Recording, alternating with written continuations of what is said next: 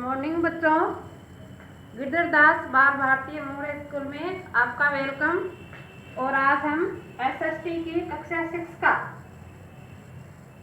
5वां लेसन राज्य, राजा और एक प्राचीन गणराज्य इसको करेंगे। देखो बच्चों, आपकी जो 4th लेसन है क्या बताती है हमें किताबें और कब्रें। ये लेसन आप लोगों के नहीं आएगा, इसको रॉन्ग काट दो इसको। और 5वां लेसन आएगा आपका राज्य, राजा और एक प्राचीन गणराज्य। ये वाला लेसन आप लोगों का आएगा, ठीक है। एक आप लोगों की कॉपियां नहीं आ रही हैं, फटाफट होमवर्क करके स्कूल में अपनी अपनी कॉपियां फटाफट जमा करवाएं। देखो, राजा, राज्य और प्राचीन गणराज्य, यानी राज्य क्या थे उस समय, राजा क्या थे और प्राचीन गणराज्य क्या थे। देखो, इसमें एक बच्चा है और एक चुनाव का दिन होता है। चुनाव जानते हो ना, उसका दिन था। तो उस समय क्या हुआ था, एक बच्चा था, जब संकरण उठा तो उसने देखा कि उसके नाना नानी क्या डालने जा रहे हैं, वोट डालने जा रहे हैं। कौन जा रहे हैं? नाना नानी वोट डालने जा रहे थे। क्यों? क्योंकि उस दिन चुनाव था। दरअसल वे चुनाव केंद्र पर सबसे पहले पहुंचना चाहते थे। संकरण के जो नाना नानी थे वो डालने गए थे और वो चुनाव केंद्र पर सबसे पहले पहुंचकर अपना वोट डालना चाह रहे थे। संकरण जानना चाहता था कि आखिर वे इतने उत्साहित क्यों थे। ठीक है, कौन चाहता था? संकरण। उसके नाना जी ने उसे जल्दी में समझाने की कोशिश की और कहा कि आज हम अपने शासकों का क्या कर रहे हैं, चुनाव करने जा रहे हैं, इसलिए हम वहाँ पे चुनाव करने जा रहे हैं।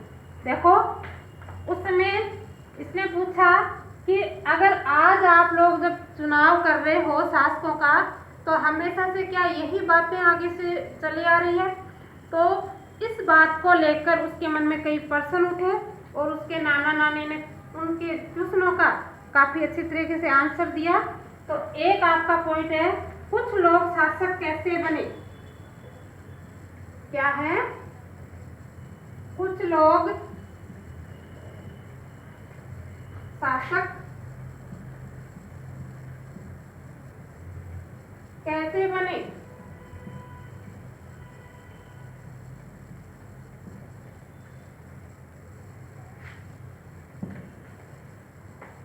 कुछ लोग शासक कैसे बने, तो कैसे बने? आज से लगभग लगभग 50 वर्ष। कितने वर्ष?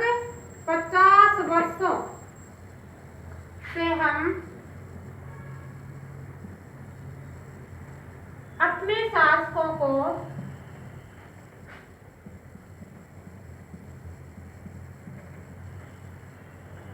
का चुनाव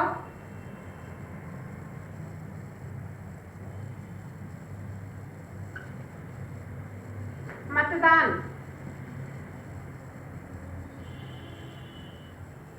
क्या कर रहे हैं?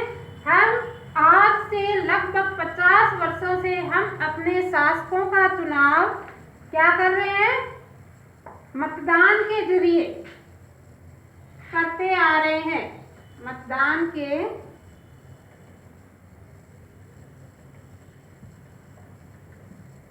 जरिए करते आ रहे हैं।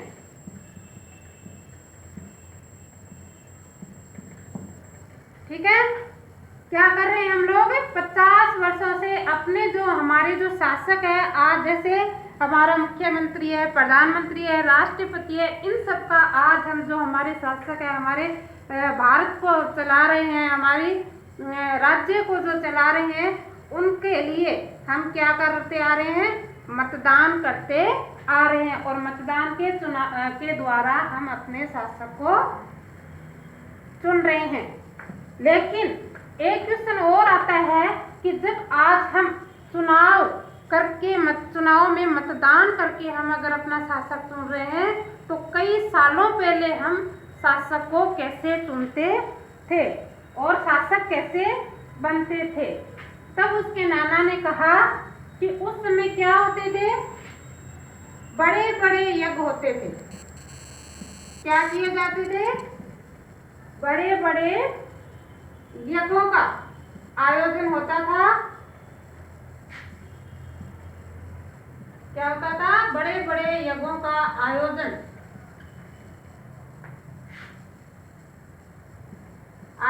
करके राजा के रूप में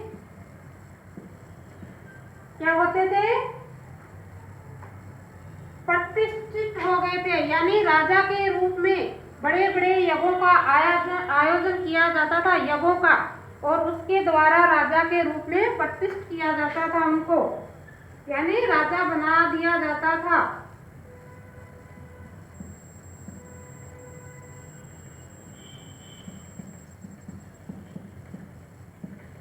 बड़े बड़े यज्ञों का आयोजन करके राजा के रूप में प्रतिष्ठित हो गए, यानी यज्ञ करते और उसके बाद वो राजा बन जाते थे।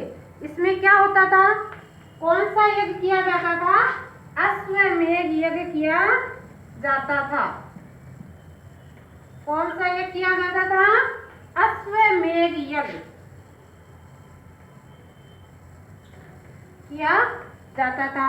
और इस अश्वमेध यज्ञ में देखो क्या होता था, जो अश्वमेध यज्ञ किया जाता था उसमें क्या होता था कि इसमें एक घोड़ा राजा के लोगों को देख रेख में छोड़ दिया जाता था और वो इधर उधर घूमता था।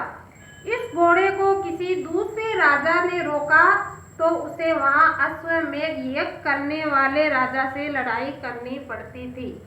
क्या होता था, एक राजा यज्ञ करता और एक घोड़ा छोड़ देता, उसके साथ कुछ सैनिक छोड़ देता और वो घोड़ा पूरे राज्य में घूमता। अगर कोई राजा उस घोड़े को रोक लेता तो जिसने घोड़ा छोड़ा था उसके साथ युद्ध करना पड़ता और उसको अश्वमेध यज्ञ करवाना पड़ता था। ठीक है।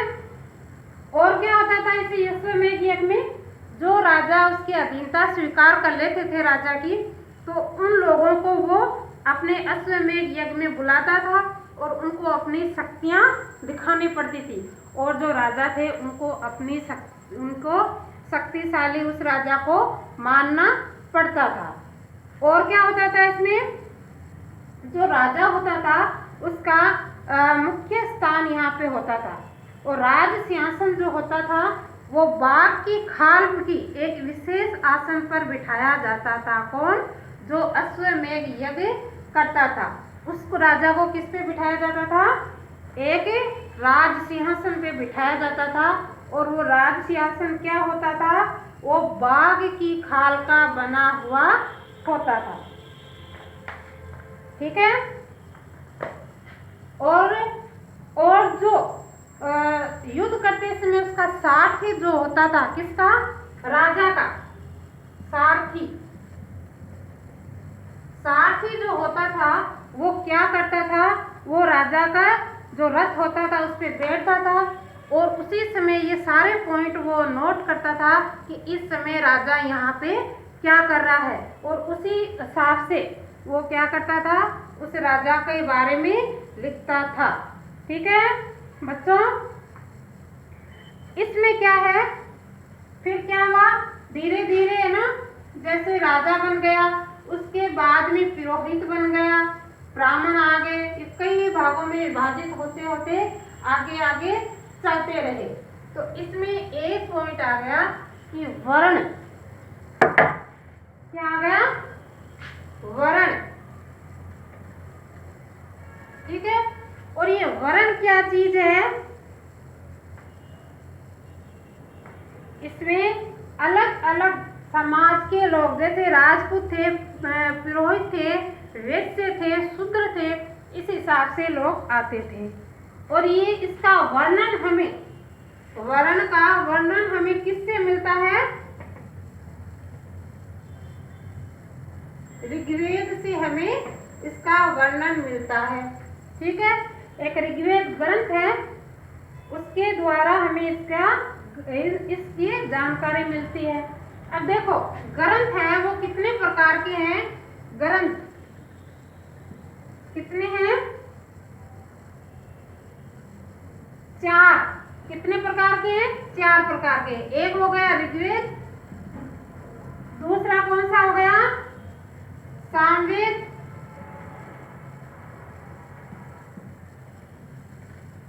और तीसरा कौन सा हो गया? यजुर्वेद,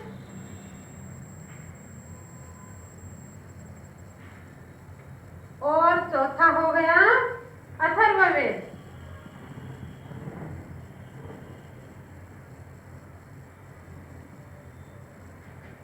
ठीक है बच्चों, कितने वेद है हमारे? आज 4 प्रकार के वेद है। एक है ऋग्वेद, दूसरा हो गया सामवेद, तीसरा होगा यजुर्वेद, और चौथा हो गया अथर्ववेद। ठीक है, और इन ग्रंथों में विभिन्न प्रकार के अनुष्ठान करने के बारे में विधियां बताई गई है, और इनमें सामाजिक जो नियम है उनके बारे में बताए गए हैं। इस समय जब राज्य बने थे, राजा बनाए जाते थे, उस समय जो समाज था वो कई भागों में विभक्त था, जैसे पुरोहित, योद्धा, पशुपालक, व्यापारी, शिल्पकार, श्रमिक आदि। इस तरह से विभिन्न प्रकार के लोग उस समय रहते थे। इसके बाद में देखो, जो पुरोहित थे उस समय, उन्होंने लोगों को 4 भागों में बांट दिया। कितने भागों में? 4 वर्ण।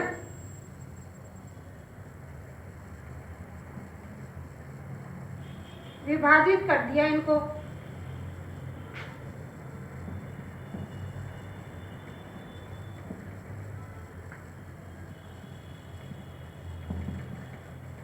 कितने भागों में किया? 4 वर्गों में विभाजित कर दिया, और इनको क्या कहते हैं? वर्ण कहते हैं। तो कौन कौन से थे? एक था ब्राह्मण। कौन था? ब्राह्मण।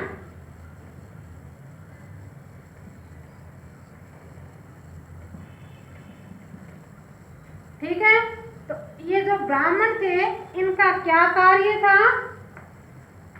वेदों का अध्ययन करना। क्या कार्य था? वेदों का अध्ययन करना। ठीक है, ये ब्राह्मण जो थे, ये वेदों का क्या करते थे? अध्ययन करते थे, और अध्यापन करवाते थे, पढ़ाते थे, और इसके बदले में इन्हें क्या प्राप्त होता था? उपहार प्राप्त होता था। किसके बदले? ये जो ब्राह्मण थे, ये वेदों का अध्ययन कराते थे, उसके बदले में इनको उपहार मिलता था। और दूसरा स्थान किसका था? शासक का, यानी राजा का। शासक या राजा। और इनको क्या कहा जाता था? क्षत्रिय कहा जाता था। इनको क्या कहा जाता था? क्षत्रिय। क्षत्रिय यानी राजपूत। क्षत्रिय यानी जो रक्षा करे। और इनका क्या कार्य था? युद्ध करना और लोगों की रक्षा करना था। क्या कार्य था? युद्ध करना और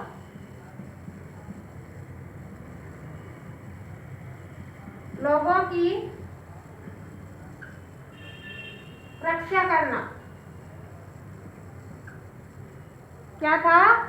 लोगों की रक्षा करना, ये था। तीसरे कौन थे? ये युद्ध करते थे, और जो लोग रहते थे उनकी रक्षा करते थे, क्षत्रिय कहलाए, और शासक थे। तीसरे कौन थे? तीसरे थे वैश्य या विश्व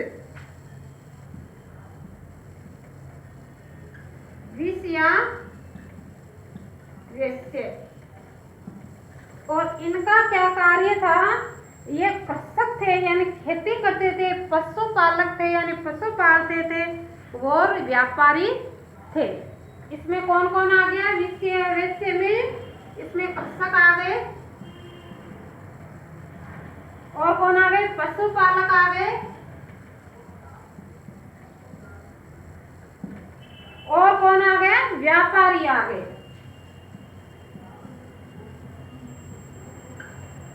ठीक है, ये तीनों आ गए, कृषक आ गए, पशुपालक आ गए और व्यापारी आ गए, ये तीनों आ गए। अब चौथा नंबर किसका था? शूद्र। कौन थे? शूद्र।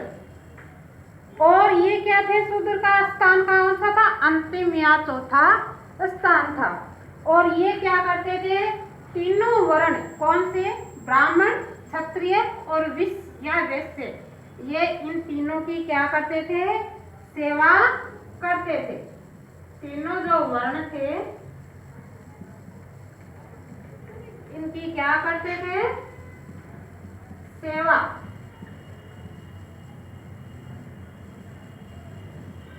करना था। ठीक है, समझ में आया आप लोगों के?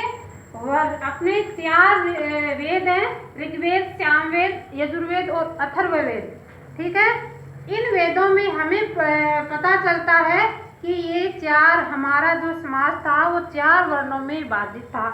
कौन कौन से थे? ब्राह्मण, क्षत्रिय, वैश्य और शूद्र। ब्राह्मण क्या करते थे? वेदों का अध्ययन कराते थे, यज्ञ करते थे। और फिर कौन थे? शासक यानी क्षत्रिय जो थे, ये क्या करते थे? युद्ध करते थे और दूसरे देश के लोगों से उनकी क्या करते थे? रक्षा करते थे। तीसरे थे वैश्य या वेश्य, ये क्या करते थे? कृषक या पशुपालक या व्यापारी, खेती करते थे, पशु पालते थे और व्यापार करते थे। और चौथे थे शूद्र, और शूद्र क्या करते थे? इन तीनों वर्णों की सेवा करते थे। ठीक है बच्चों, अब आगे देखिए नेक्स्ट। देखो, आप लोगों को जो पढ़ाया जाता है वो साथ साथ में आप लोग होमवर्क करते रहो, और जो चीज समझ में नहीं आती है वो स्कूल आके आप लोग कभी भी आ जाओ, अपनी कॉपी ले आओ, अपनी बुक ले आओ और पूछ के जा सकते हो। ठीक है, अब आगे देखिए नेक्स्ट। फिर देखो, जो ये वर्ण थे, ये पहले क्या थे? कार्य के अनुसार। अब धीरे धीरे ये जन्म के आधार पे होने लगे। जैसे ब्राह्मण है माता पिता, तो उसकी जो संतान है वो भी क्या हो जाती थी? ब्राह्मण। और पहले क्या होता था? कार्य के अनुसार होता था, जो जैसा कार्य करता था वो उसी वर्ण में चला जाता था। जैसे जो व्यक्ति युद्ध करता था वो क्षत्रिय हो जाता था, जो व्यापार करता था वो वैश्य हो जाता था। उसी तौर पे धीरे धीरे हैं वो जन्म के आधार पे होने लगे। जैसे ब्राह्मण माता पिता थे, उनकी संतान ब्राह्मण होने लग गई थी, और बाद में कुछ लोगों ने इस वर्णन को इतना वो कर दिया कि कुछ लोग अछूत भी कहे जाने लगे। और वो लोग कहाँ रहते थे? अपने जो राष्ट्र था या राज्य था उसके बाहर वो लोग रहने लगे। और क्या कार्य करते थे? वो शवों को दफनाने का, जलाने का, ये सब कार्य करते थे, और इसीलिए इनको अपवित्र भी माना जाता था। ठीक है, फिर देखो, राजा स्वयं को पुरोहित से क्या मानने लगाया था? श्रेष्ठ मानने लगाया था। और उसके बाद में वर्ण निर्धारण सही नहीं माना जाने लगा जन्म के आधार पर। ठीक है बच्चों, उसके बाद में देखिए आगे देखिए जनपद। अगला पॉइंट है जनपद।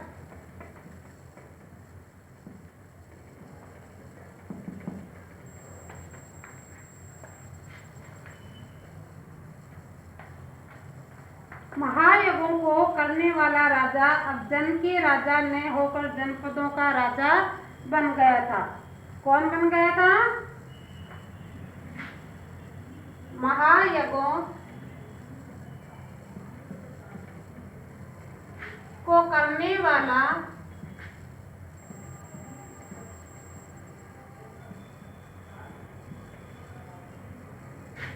राजा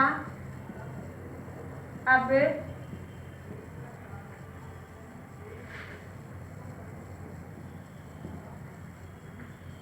जन के राजा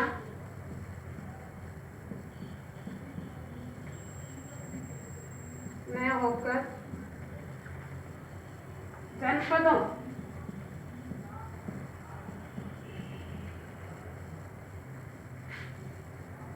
के राजा माने जाने लगे।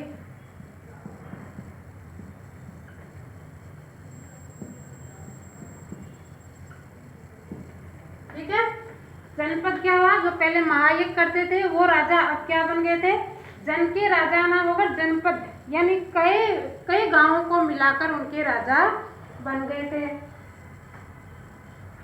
और ये हमें कैसे पता चलता है,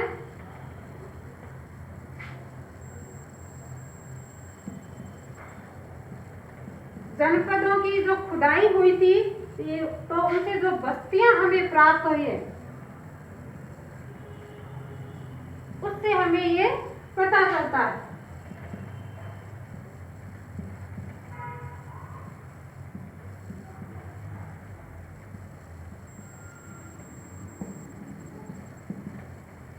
ठीक है, आगे देखिए, इनके अंदर हमें दिल्ली में पुराना किला, हमें क्या प्राप्त हुए इसमें, दिल्ली में पुराना किला,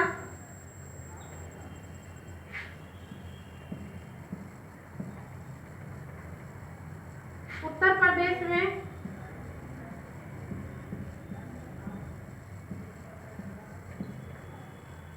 मेरठ के पास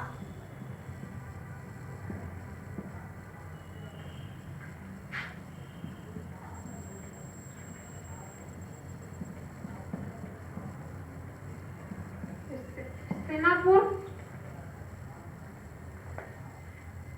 और हमें क्या प्राप्त हुआ है, देखो जनपद क्या है, महायुगों के करने वाले राजा अब जन के राजा न होकर जनपदों के राजा बन गए थे। और जनपदों की कई बस्तियां हमें खुदाई से प्राप्त हुई है, जैसे दिल्ली का पुराना किला, और दिल्ली के पुराना किला जो प्राप्त हुआ है, पता है आप लोगों को, आज भी वहाँ पे राष्ट्रपति और प्रधानमंत्री 26 जनवरी और 15 अगस्त को वहाँ पे झंडा फहराते हैं। और हमें क्या प्राप्त हुआ वहाँ पे, उत्तर प्रदेश में मेरठ के पास में हस्तिनापुर राज्य के अवशेष हमें प्राप्त हुए हैं। इसके अलावा हमें वहाँ पे क्या प्राप्त हुए हैं, खुदाई में झोंपड़ियां प्राप्त हुई है।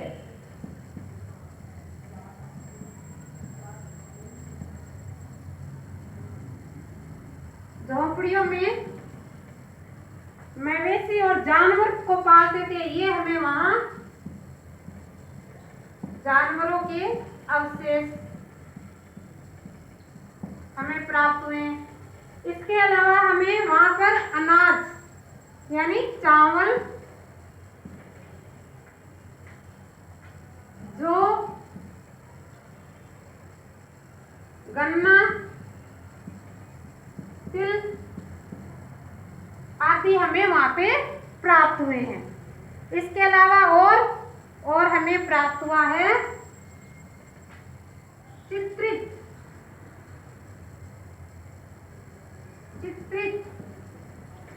क्या प्राप्त हुआ है, घुसर, चित्रित घुसर पात्र। ये क्या है भाई, ये है एक ऐसा विशिष्ट प्रकार का बर्तन जिस पर क्या की गई है, चित्र बनाए गए हैं। यानी और इसमें जैसे आपके मैथ्स में, गणित में क्या है, रेखाएं बनाई हुई है, इन पे ज्योमेट्री आकृतियां इन पे बनाई हुई है। तो ये जो हमें प्राप्त हुए हैं, क्या प्राप्त हुए, चित्रित यानी चित्र द्वारा चित्र बनाए हुए बर्तन हमें प्राप्त हुए हैं। ठीक है बच्चों, जनपद क्या है कि महायज्ञों को करने वाले राजा अब क्या हो गए थे, जन के राजा न होकर कई जनपदों के राजा बन गए थे। जन के बसने की जगह जो होती है, कई लोगों को मतलब कई गांवों को, कई शहरों को इकट्ठा करके एक बना दिया जाता है, वो होता है जनपद। इसके अलावा हमें किससे पता चलता है कि दिल्ली में पुराना किला हमें वहाँ प्राप्त हुआ है, और हस्तिनापुर और एटा के पास अंतरजी खेड़ा हमें प्राप्त हुआ है।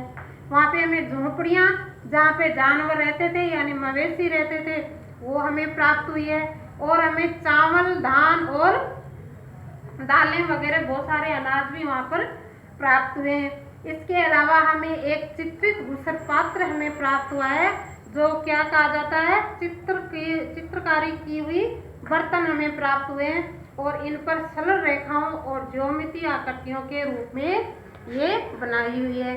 ठीक है बच्चों, अब हम कल अगला पाठ में महाजनपद पढ़ेंगे और ये आप लोग होमवर्क करोगे। ठीक है, कोई भी आपकी चीज़ समझ में नहीं आती स्कूल आ जाओ, आप पूछ लो, लेकिन होमवर्क आपका कंप्लीट होना चाहिए। ठीक है बच्चों।